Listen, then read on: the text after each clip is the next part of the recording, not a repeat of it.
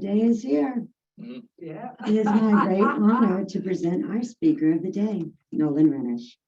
He and I hit it off from the first day we met, actually, for our love of both science, especially quantum physics, and an extremely strong urge to help make this a better, more empowered world through love of oneself, family, and others. Nolan Rheinish is a fifth grade teacher who has always felt a calling to inspire and motivate the lives of children. He has always been a seeker of the nature of the physical through science and the nature of spirit through spiritual practices. He has always felt a closeness and connection to God, but 5 years ago, Nolan experienced what he calls a spiritual awakening. Since then, he has been an avid student of the metaphysical through quantum physics, spiritual books, and various modalities of meditation. Nolan's calling is to impact and improve the future of our planet by raising the collective consciousness of humanity. He has begun this venture by helping to create and implement a school-wide mindfulness meditation program in the school where he teaches, including meditation as self-care for teachers. He also is beginning to work to implement these practices across the school division. Nolan believes that reforming education and emphasizing meditation and social emotional skills such as compassion, empathy, self-love, and kindness in schools will change the inner world of children, which will ultimately change the outer world that we live in as a result. Please join me in welcoming Nolan Rheinish as he shares his knowledge and inspirational insights. Yay! All right. Thank you, Dina. I was really excited when I saw that, Dina was going to be presiding for me because she always brings the energy, she brings the energy, which I need because speaking is always a little nerve-wracking, so I need that Dina energy. And yes, we do geek out on the quantum physics and all that good stuff. Yeah. So I definitely enjoyed her meditation and all that information. That was pretty cool. That's pretty cool. All right. Well, thank you for everybody for being here, and those of you who are on Zoom. If you've been coming here for a while, you probably know that I haven't spoken in a while. I haven't been up here to speak in a long while, and that's just simply because every time a schedule would come out and I would think about it, and I was like, I just don't feel like I have something to say. I just don't feel like it. If I spoke, I would have to come up with something, and I just didn't want to do it. I always, whenever I speak, I feel like I have something that God has given me or that I've gone through to share. So this time I have some things to say. Good. In order for me to do it, I have a testimony to share, which is really powerful. And it's really important because the message that I'm giving you today has really been forged in fire and through deep experience of suffering and pain. And in order for me to share this story with you, it requires a level of openness. I got to be real and honest with you guys. I have to get personal with you guys and have a level of vulnerability to share my story, which is terrifying. So with that, I need to know that I'm in a safe space. I'm in a safe space. Zoom people, Yes, definitely. no judgment. No, And, Never. No. so forgive me for what may seem like oversharing. It is not me oversharing. Like I said, it's this message is something that I've gone through, experienced, and that's what makes it so powerful. That now on the other side of it, I can share it with you. It's also a story in which I've given chapters or parts to. So the part one is called the victim story. All right, so I'm 43 now. Last year I was 42. And for whatever reason, my dad found the love of his life when he was 42. And he's very happily married. And I've always envied the relationship that he has with my stepmom. And for whatever reason, deep down, I always felt like 42 was going to be the age that I met my person, my person. I just felt like it was going to be true for me. So as soon as I turned 42, I started manifesting, I was doing twin flame meditations, and I had the twin flame like wallpaper on my phone, and I was just like, I'm gonna make this happen, universe. I'm gonna use the law of attraction, all that good stuff, right? So it was really around spring where I received like 3 different messages that like you are about to manifest something that you've wanted for a long time. And I was just like, oh, this is it. So I came here to the spring equinox celebration with Sharon, which we always do together. It was beautiful. And you write down, what you want to give birth to in spring, right? What do you want to create? And so I basically, let go of things I needed to let go. And I wrote down what I wanted the universe to bring me in a person, And I wrote down I wanted somebody who was beautiful, but also inside had a beautiful heart as well. I wanted somebody who was into fitness because I'm very much into fitness, right? That's important to me, mind, body, soul. I wanted somebody who had tattoos. Why does that part matter? I don't know, but I just find that attractive.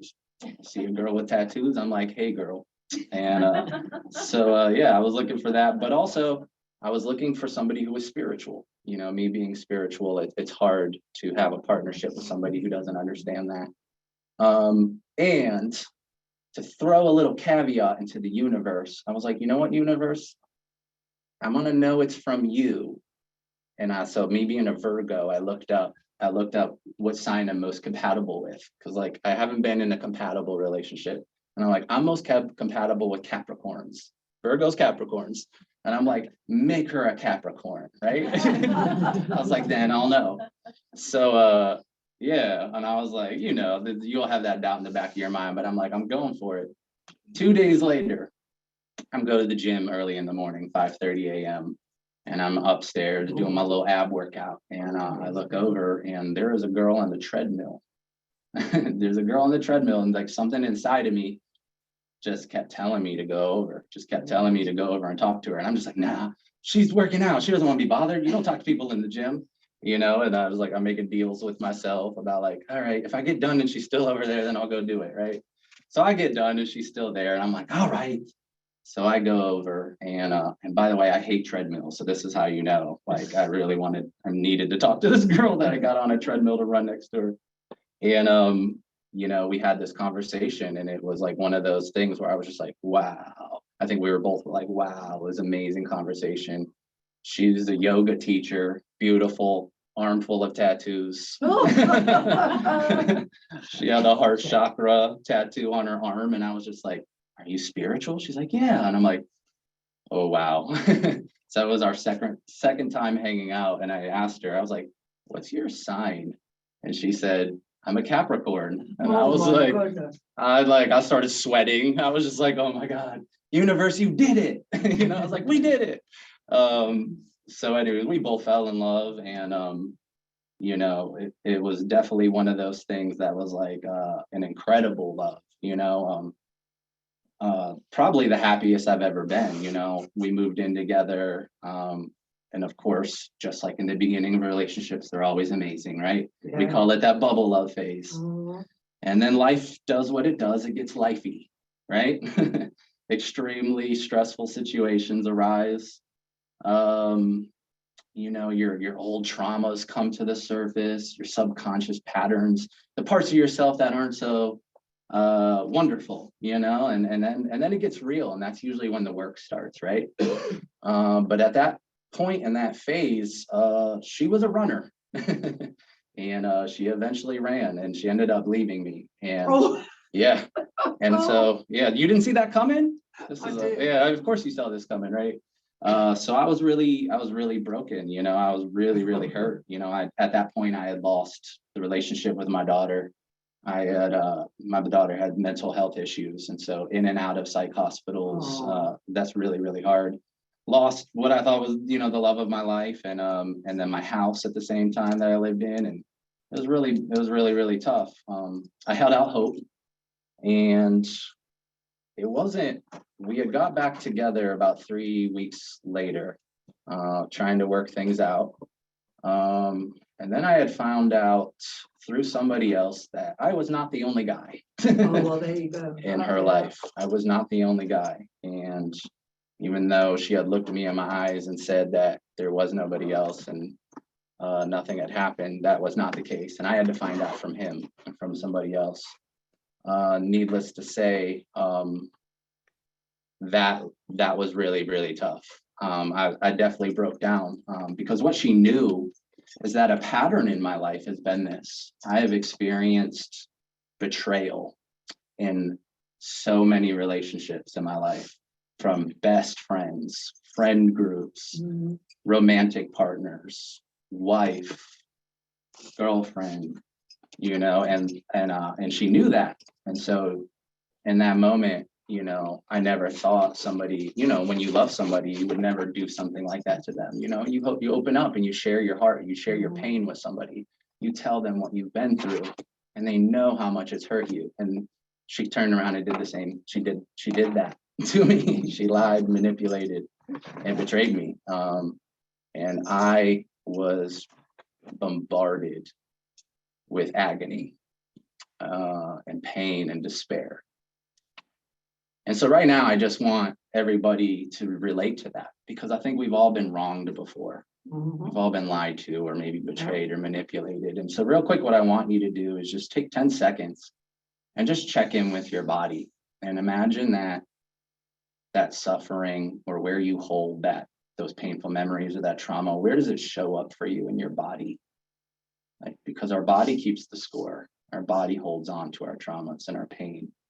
So if you can recall a time that you've been wronged, or a pain that you're holding on to, where does that sensation show up in your body? How does it feel? Is it a tightness, a constriction? Is it in your throat? Is it in your chest? For me, it's always right in my chest. It's always right in my heart chakra. It feels like somebody's like an elephant sitting on my chest. It's always a painful situation. All right. So just to check in where that shows up for you. So at that point, I'm bombarded with just agony, despair, complete apathy, depression, anger, resentment, brokenness, feeling abandoned, having PTSD symptoms. And at the same time, my thoughts, of course, are bombarded with constant thoughts of the past, of thoughts of what happened. How could she do that? Who would do that to somebody that they love? Having fantasies about them two together, and what I would do if I saw him, her, any of those situations. I couldn't escape it. Even in my dreams, my dreams were those thoughts, and just repeating that in my head. The events and the betrayal every night, I couldn't escape it. It was shortly after that I went up to Richmond, and I was celebrating my daughter's birthday, her 16th birthday party, and it was a co-party with my grandmother, who was also turning 91. So we, it was supposed to be a happy day, and my family's out in the living room playing Pictionary and having a good time. And it was then that I realized that she had jumped right into a relationship with that guy, and they were posting pictures on social media together. And so now you're adding humiliation on top of it. And I think that was the final knife in the heart that basically broke me down. I remember my family being in the living room, and I went into my mother's bedroom, and I collapsed to the ground, and I cried out, like, God, let me die. Like, let me die. I didn't want to live anymore. And it was too much. And like I said, it's an entire lifetime of being betrayed by the people you love the most. It was just so hard. I just didn't want to do it anymore. I call that my rock bottom, my rock bottom. So that brings me to part 2. Sorry, that's so depressing, by the way. It's supposed to be. Part 2 is called The Light. And I start out with one of my favorite poems by Rumi, Indian mystic. It goes, I said, what about my eyes? He said, keep them on the road. I said, what about my passion? He said, keep it burning. I said, what about my heart? He said, show me what's in it. I said, pain and sorrow. He said, the wound is where the light gets in. I've always found that to be beautiful and always true, that it's always through our suffering and those cracks in our hearts and our soul where the light gets in and we change and transform, right? So at that point, I'm doing everything I could to deal with the pain. I'm on medication, meditation, hours and hours and hours, hypnosis, energy work, shamanic healing, healing at the chapel, praying, of course, surrendering to the universe, letting go, allowing myself to feel that hurt, feel that pain, getting through it instead of suppressing it, instead of pushing it down. I did a lot of Ho'oponopono, a beautiful Hawaiian prayer, which if you don't know, is very powerful. And you repeat this mantra that says, I'm sorry, please forgive me. I love you. Thank you. And I would do that over and over again because I know it's powerful, right? But at the same time, that little voice in the back of my mind was always like mad whenever I said it because it says, I'm sorry, please forgive me. And I would be like, why am I saying this? Like, they should be sorry, This is the asshole that betrayed me. Like, they should be sorry. That's right. Sorry, I cussed, Bill. Is that okay? Don't be mad at me. So you just, as much as you want to forgive and you have to forgive. I know I had to forgive her. I had to forgive what happened or else I would be trapped. It's a prison, right? I know that forgiveness is for me and it's not for the person. But here's the problem. This is a problem that most people face. We know we have to forgive. We know we should forgive and we try. And most of us pay a lip service. We say we do, but in our hearts, we don't. We still carry that pain. And there's a reason why, and it's because of humanity's existing paradigm on forgiveness. I call it traditional forgiveness.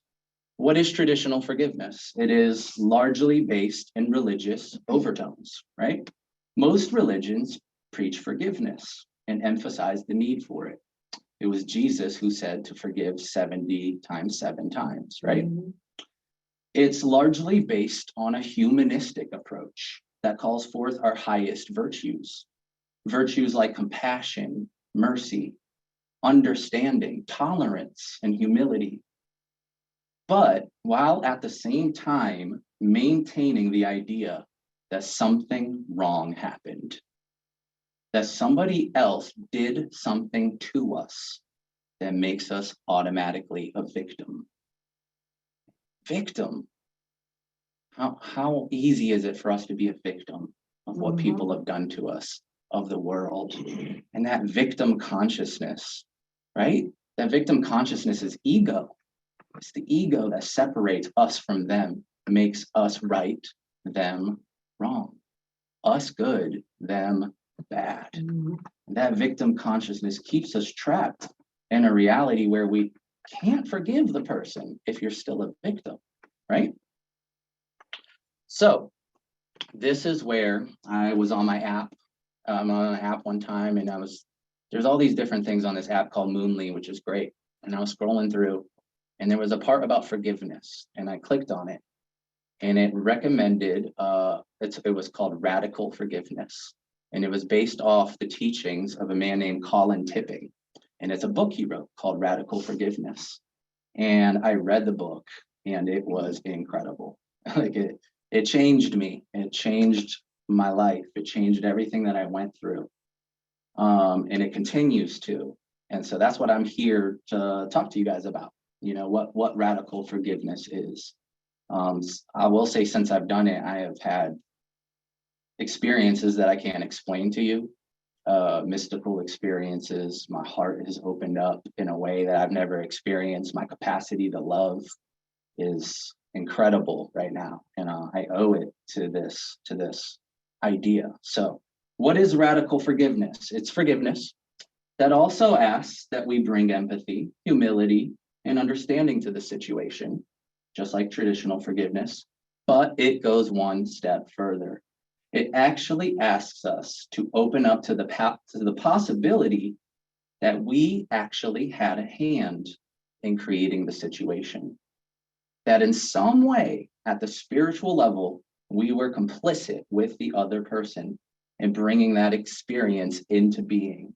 as an opportunity to learn and grow. In other words, our two souls agreed to play victim and perpetrator for each other as a particular soul lesson. Forgiveness recognizes, radical forgiveness recognizes that nothing wrong happened and that nothing happens to us, but instead everything happens for us. The beauty of radical forgiveness is it is admittedly based on assumptions, not facts. So there's no dogma required. There's no belief system required. You don't have to be spiritual. You don't have to think this is woo-woo, right? It requires no dogma, no beliefs, just the simple thought that maybe this could be true. That's enough. Many of our commonly accepted beliefs in the world today are based on assumptions. These are things that are commonly accepted as scientific fact, although there is no hard scientific proof to verify its truth. Some examples are the theory of evolution. That's still a theory, but most people agree that animals, organisms evolve, right? The Big Bang, the beginning of the universe, an infinitesimally small speck of energy that burst into existence, creating all that there is, all matter, all energy, right? No proof of that. Another one that might shock you is gravity. We're all sitting in our chairs or standing on this ground right now, not floating into space, right? There's no proof that gravity is real. It's still a theory. So my point is, and this is for more of the people that are going to watch this that aren't into spirituality and that aren't, they believe spirituality might be woo-woo. All of these assumptions just need to be approached with a what-if attitude, a sort of fake it till you make it, right?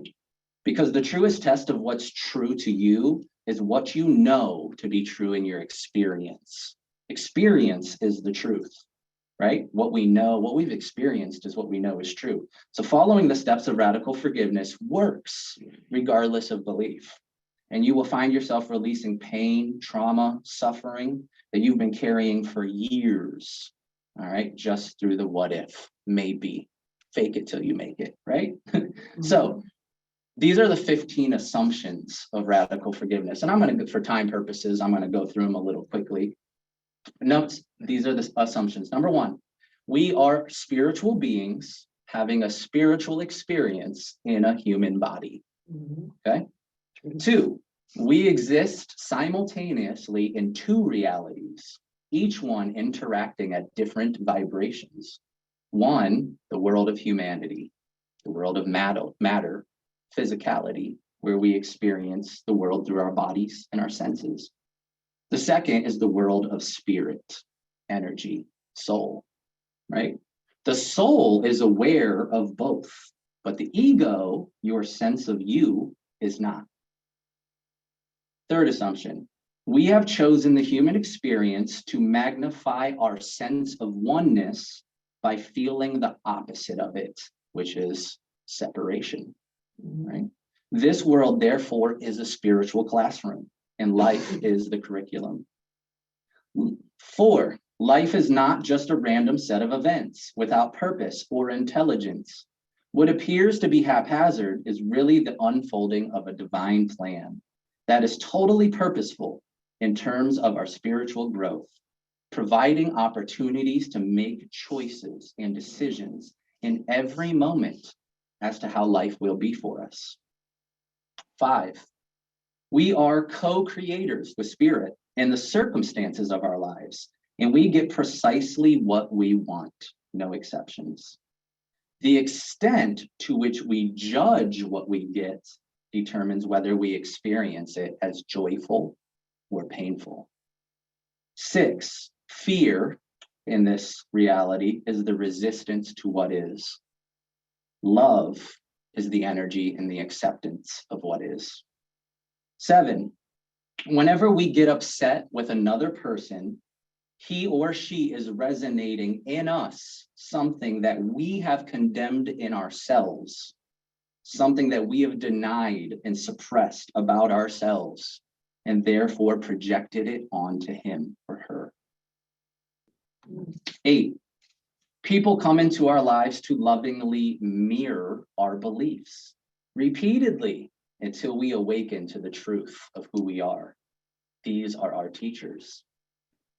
9, our enemies, our wrongdoers, are our greatest teachers, for they offer us the opportunity to awaken by either mirroring what we have denied about ourselves and projected onto others, or by keeping us on track with our mission. 10, we incarnate with a mission, an agreement with spirit that we would do certain things to meet a karmic debt, to complete a soul level contract, assisting and transforming energies within the human condition, or simply to have learning experiences. 11, what appears to be happening out there in the objective world is merely an illusion. It is simply a projection of our unconscious beliefs, ideas, and attitudes. 12, our soul is the orchestrator and will always move us in the direction of the remembrance of who we are, and will keep on creating situations that offer us the opportunity to transform our unconscious beliefs that keep us stuck in the illusion. Yeah. 13, to know what your beliefs are, look at what is showing up in your life. What are the patterns? Trying to change or control the outer circumstances of our lives is futile unless we first change our consciousness. So we already know what my patterns are. 14, we have bodies that die, but we have immortal souls that transcend death. Therefore, death is an illusion and is often at the soul level a choice. And assumption 15 is that you don't have to believe a word of this. It will work anyways, which I think is really cool. All right, so I have a treat for you guys. It seems pretty fitting since I'm an elementary school teacher, right? When's the last time you've been read to? When's the last time you've been read to? To hammer home this, there was a man named Neil Donald Walsh who had an incredible conversation with God.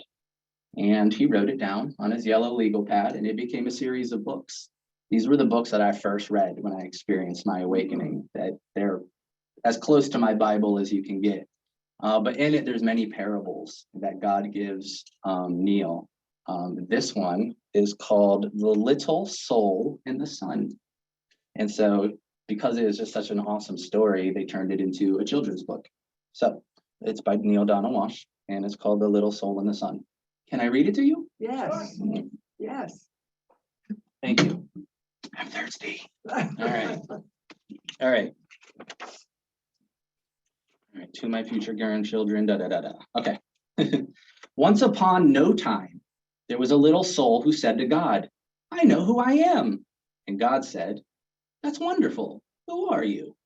And the little soul shouted, I am the light. God smiled a big smile. That's right, God exclaimed, you are the light.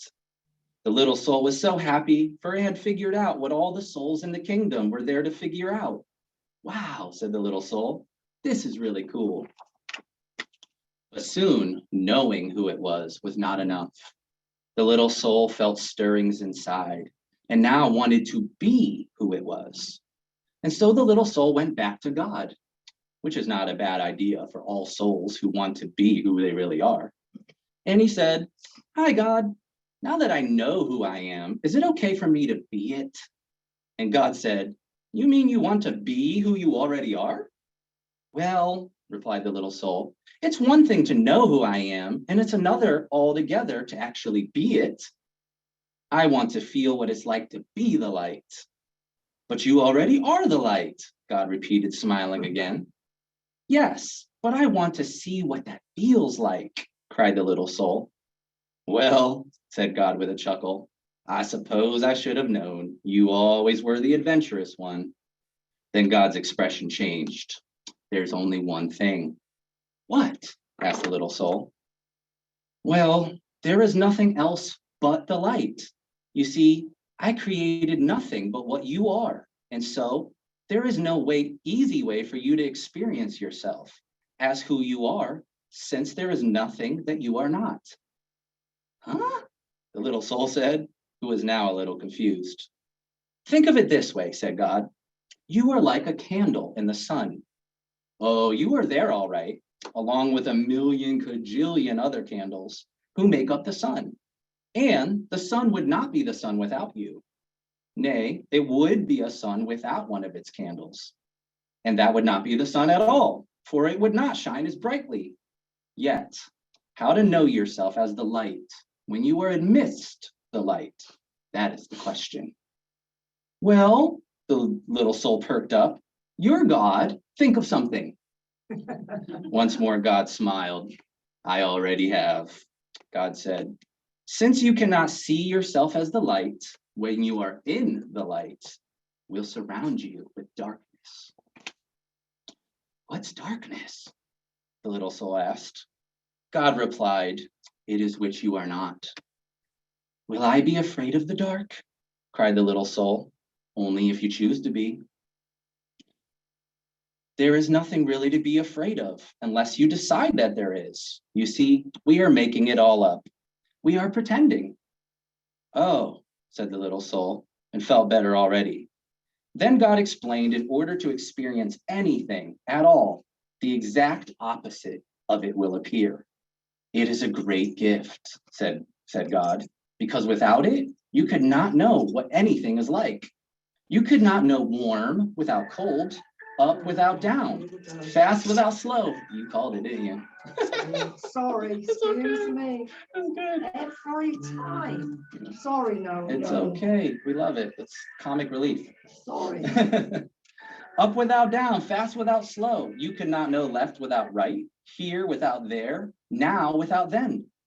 And so, God concluded, when you are surrounded with darkness, do not shake your fist and raise your voice and curse the darkness. Rather, be a light unto the darkness. And don't be mad about it. Then you will know who you really are. And others will know too. Let your light so shine that everyone will know how special you are. You mean it's okay to let others see how special I am? Asked the little soul. Of course, God chuckled. It's very okay. But remember, special does not mean better. Everybody is special, each in their own way. Yet many others have forgotten that. They will see that it is okay for them to be special, only when they see that it is okay for you to be special.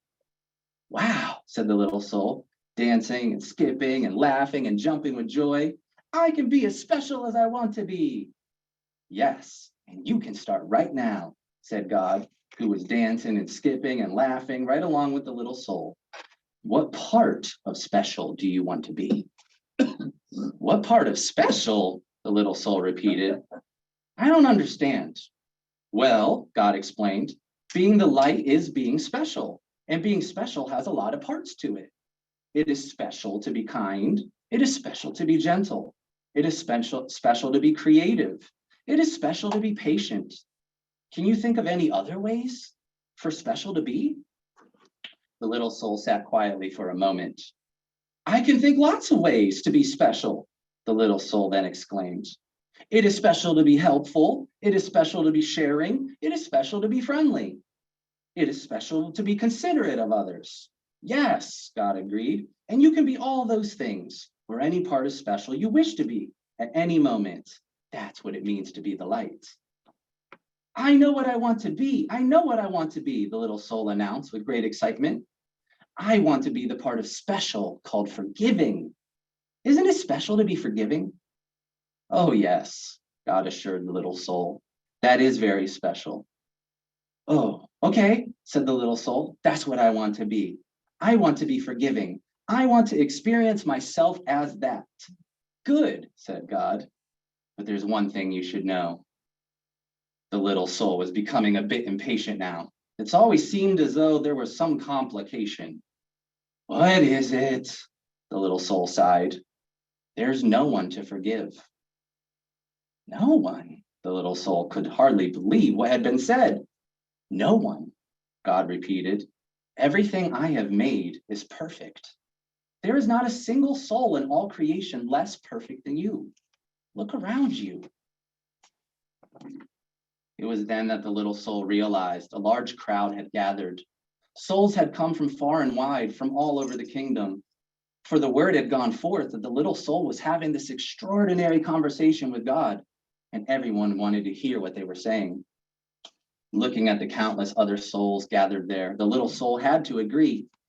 None appeared less wonderful, less magnificent, or less perfect than the little soul itself.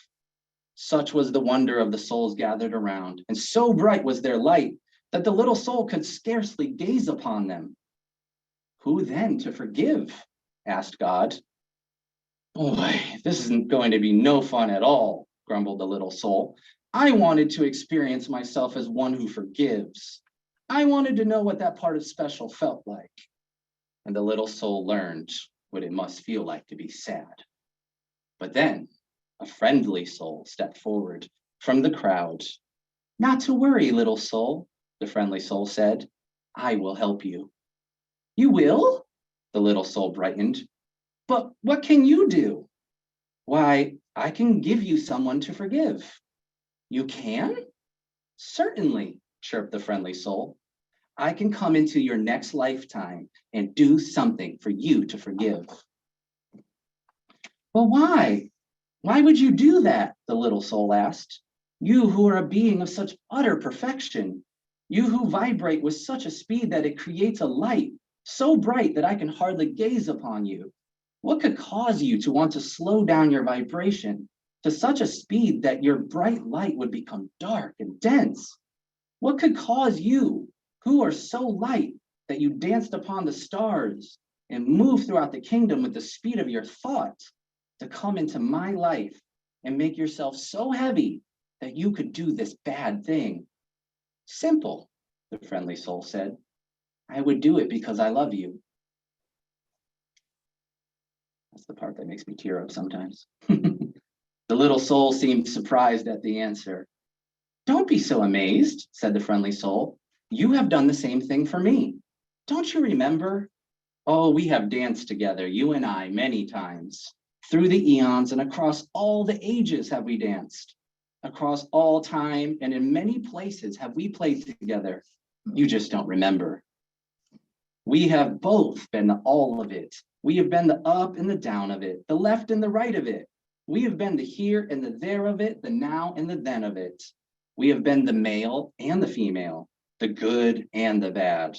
We have both been the victim and the villain of it. Thus have we come together, you and I, many times before, each bringing to the other the exact and perfect opportunity to experience, to express and experience who we really are. And so the friendly soul explained a little further. I will come into your next lifetime and be the bad one this time. I will do something really terrible, and then you can experience yourself as the one who forgives. But what will you do? The little soul asked, just a little nervously. That will be so terrible.